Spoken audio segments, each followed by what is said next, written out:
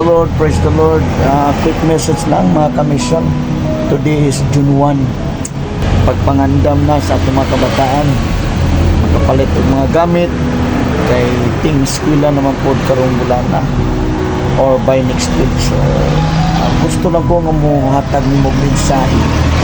Ikaw ginikanan nga karon posible nag-uul na ka kay sa imong ipalit ng mga gamit sa imong anak.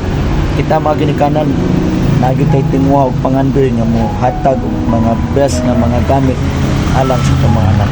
Kabalo ba ka nga Dios siya nga labaw pa sa amahan.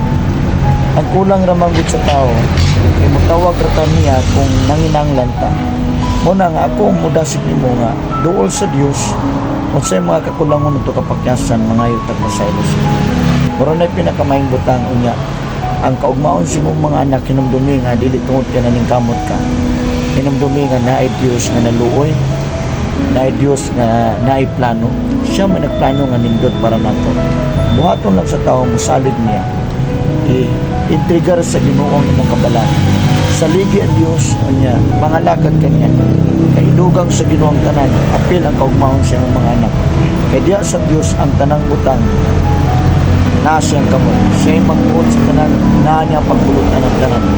Muna nga, naani mo karon ang choice, pagpili. Kung musalig ka niya, mualagad ka sa Ginoo, kaya ang kaugmaon sa itong mga anak na sa kamot sa Diyos. Saligi ang Diyos, tungod kayo makahimo man siya. Kung ako mudasig nimo, imo ang inspirasyon ng mga saad. Basahin mong Bible.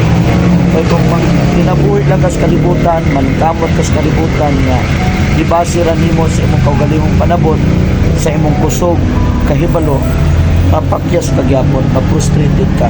Mudasig ko nimo nga, tagaay yung panahon ng Dios sa iyang mga pulong, imo ang inspirasyon aron nga guided ka sa tanan nimong desisyon o ang tanang area o aspect sa imong kinabuhi panalanginan sa Ginoo lakip ang imong panimalay basta sa digyan Dios kay matid-anon siya sa mga sa. Salamat sa pagpaminaw. God bless you.